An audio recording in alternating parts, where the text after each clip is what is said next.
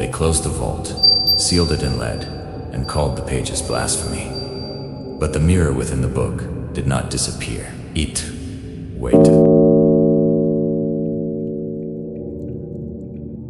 In the winter of a year that no one bothers to remember exactly, an archivist in the bowels of a forgotten French monastery found a shard of glass nailed to a page. It was not a pane from any window. It was a mirror thin as a prayer card, embedded where a line of scripture should have been. He did what every cautious archivist does. He wrote a note, wrapped it in wax, and slid it into a drawer, labeled Non Est Inventum. Should not be found. 3 nights later, he was seen walking out of the monastery at dawn, his coat buttoned wrong, his hands caked in ash. He never returned to his post. If a man can be undone by a reflection, then the danger is not outside of us. The danger is inside the glass. This is how the mirror gospel begins in other people's mouths.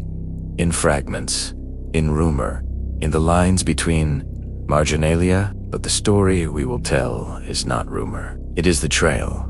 A handful of pages, a burned ledger, a film reel, and the voices of those who tried and paid. And one simple question keeps reappearing on every page and in every testimony. What is the mirror for? If a man can be undone by a reflection, then the danger is not outside us, but inside the glass. The so-called mirror gospel appears in the margins of other texts, an extra set of annotations. An appendix smeared in reflective silver, where a scribe should have left ink. He left a polished surface. The words around it speak like any scripture. Creation, love, redemption. But the silver responds. Hold a page up to a lamp, and the silver brightens. Hold it in darkness, and a faint outline remains. Like after. Look intently for a long time, and the image shifts. Not the object, but the observer. The Gospel's central claim, where it parts from priests and prophets alike, is this: the mirror is not meant to show you God. It is meant to show you what God reflects. To the authors of the mirror gospel, the cosmic light is not a gift, but a perspective. The glass refracts consciousness into forms that can be loved, measured, taxed, and controlled. Salvation becomes an aesthetic. Worship becomes calibration. If the light makes us beautiful and contained, does the mirror make us whole or only visible? This is not merely rhetorical. The gospel prescribes a method. It instructs, look into the glass until your eye becomes small and still. Speak the names until the names echo back. Let the mirror map you. The longer you stay, the more precisely the mirror will fold you into its pattern. And some of those who obeyed discovered the most terrible thing. They were not reflecting into the mirror. The mirror was reflecting out. It speaks when I do not. Brother Martel was the first translator willing to say the words aloud. He wrote, with the trembling certainty of someone holding a lantern in a place where the light keeps moving. His journal entries are preserved. The mirror does not show me my face. It shows me the room I thought I was in before I was taught to call it mine. It corrects my verbs. He wrote of the letters rearranging, of whole paragraphs that aligned into sentences he never intended, of pronouns that turned to commands. He ended his last note with a single line, bent across the paper like an afterthought. It speaks when I do not. Other translators came after him. A linguist from Rome claimed the mirror taught him an alphabet of gap spaces where language used to be, now turned into architecture. A Russian scholar said it replayed his childhood the way a coin replayed its own shine, and each replay cost him a memory outside the mirror. But the pattern is consistent. Those who translated the mirror gospel became obsessed with the idea of looking. They built devices. They wrote rituals. They lit candles and told themselves they searched for truth. Truth is a poor excuse for obsession when the object of your obsession begins to rearrange what you are willing to remember. And then, after the third translator, a small thing happened that cannot be explained by fever or by scholars' hubris. A transcript survived which begins with a page of mirror handwriting, not ink, not script, but the impression of glass upon paper. The header reads, The mirror answers. Here is a line from that transcript. You ask for light. We give you apartments. You ask for mercy. We give you rooms. The translators did not vanish into madness alone. Something came back with new architecture. The most dangerous idea in the Mirror Gospel is not about light, but about how light builds rooms. Its diagrams, if you can call them that, are not maps of heaven or hell. They are blueprints. They are plans that describe how a gaze can be structured into corridors and vestibules, how a soul might be fitted into a niche with precise measurements, identity, allegiance, ritual value. They call these structures chrysalises, and they look like nothing so much as a cathedral seen from inside the eye. In Armand's final sketch, the one found fused to his wall, you can see the plan. Concentric galleries of reflection where each step deeper makes the light narrower and the sound more obedient. Each ring reassigns a memory. Replace a grief with adoration. Replace a doubt with devotion. Step fully in, and there is no room for contradiction. Imagine a place where your doubts become hallways, where your loves become columns, where forgetting is a design decision. We are trained to think of architecture as external. We walk into a house. We enter a cathedral.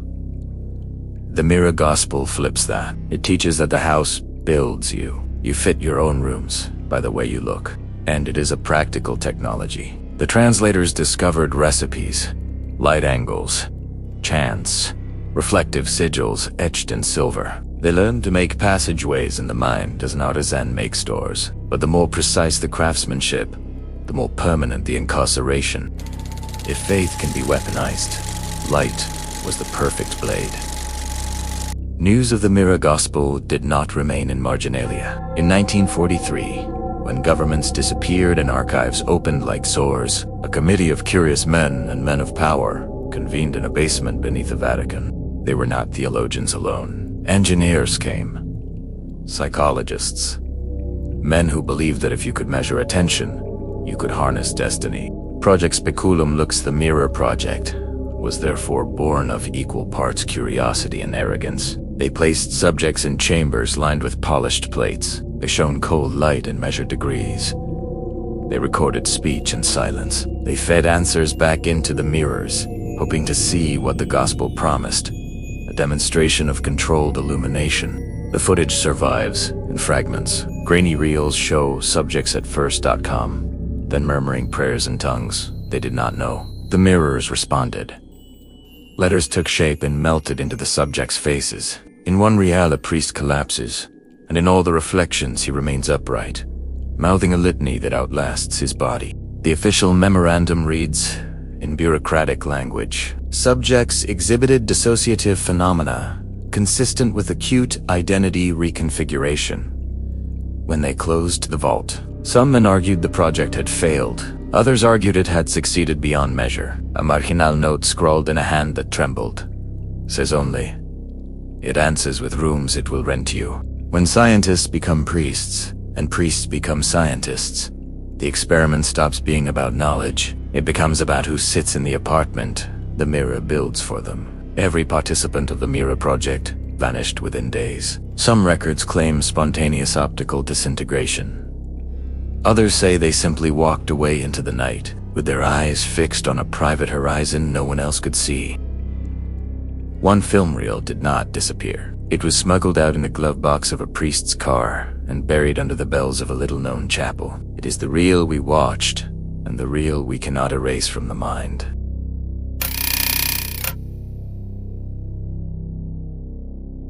If you take the gospel at its word, and the gospel insists it should be read aloud, then theology itself is inverted. The Mirror Gospel says something both simple and devastating. Someone, once, chose that light would be the measure of worth. Sophia, in the ancient myths, weeps for her children because they are made to forget where memory began. The Mirror Gospel recasts Lucifer not as the enemy of light, but as the first eye that refused to be refracted. He becomes a figure of recall, not rebellion. This is the heresy that will make clergy change their tone in letters and make scholars lower their voice in seminars. That what we call salvation may be institutionalized forgetting. That worship might function like a training manual for obedience. If the role of religion becomes the polishing of a mirror, then saints are not only guides, they are interior decorators. The Gospel's passages turn the language of sin into a new lexicon. Sin is the moment you remember, and salvation is the method by which you forget. Grace's redemption is repainting the walls of a room until it seems disappear, and the rhetorical shock is not accidental. The book purposefully frames conscience as architecture, as something you can renovate, remodel, and, ultimately, rent to the highest offer. So the ultimate question becomes not, who made God, but who measured the rooms in which God is served? Perhaps the truest prison is the one that looks like paradise. If the mirror offers apartments, then perhaps the best defense is to refuse the lease. The last surviving folio of the Mia Gospel is, by design, not a page of words. It is a silvered rectangle, a mirror set into vellum, and the edges rasp when you touch them, as if they have teeth. When light hits the mirror, the reflection brightens and then fades. But it does not fade into nothing. It fades into a corridor. For some viewers, and these accounts are consistent, the corridor resembles the viewer's own life, only sanitized, arranged, and slightly smaller. In 1999, restorers at a Lion monastery uncovered the faint handwriting of the Gospel beneath a gilded panel. Under ultraviolet light, the emissive ink reappeared. They recorded the line that ends the Codex. Perhaps the truest prison is the one that looks like paradise. Archivists today will tell you the Codex is myth. Scholars will point to shortages of evidence, but the reports persist. Strange flashes of light near sealed vaults, whispers on beams, reflections that remember names you never told anyone. What does it mean to look at a mirror and not see yourself? It could mean you have been replaced by your reflection, or it could mean something more subtle. You have been given back an image that asks you to be someone else. If the mirror offers apartments, then perhaps the best defense is to refuse the lease, and yet there is an irresistible pull. We are, after all, view as we want to say. The next Codex, buried beside the Mirror Gospel, is said to be worse, a book whose pages are themselves mirrors. They guide it in hushed letters, the Mirror Gospel of Mirrors. This film, this speech, this confession, they are all attempts to teach you one practical thing: how to look without being remodeled. There are methods. They are simple because the Mirror Gospel's machinery is not complex. It responds to attention, to a repetition, to the hunger to conform. It works like any attention economy. Stare long enough, and the object shapes you. The antidote is not darkness. Darkness is memory, yes, but it can also be a place of terror. The real defense is something quieter and more radical. Stillness with choice. When you look into reflection, do not let the mirror name you. Name yourself first. Keep an inventory of what you refuse to sell. Speak out loud when you feel the glass rearranging your pronouns. Learn the names you want to keep. There are things light will always try to make desirable. Do not confuse desire with decree. If you want to go deeper, to see the reals and the diagrams and the marginalia, the vaults are being opened in whispers. There are places that still keep fragments. But be warned, reading is not neutral. The Mirror Gospel is not a book you skim. It is a practice. It is, in some ways, an apprenticeship. We will show you the fragments in the follow-up. We will show you the real. We will show you the diagrams and the architecture. But, for now, remember the line the restorers found under the gilding? Perhaps the truest prison is the one that looks like paradise. Look once more into the glass. If it smiles back, smile slower. And if the mirror asks you whether you would like the keys to your room, do not accept them alone. Comment below. If you looked into the mirror and it offered you a perfect version of your life, would you take it? And if you did, who would you leave outside?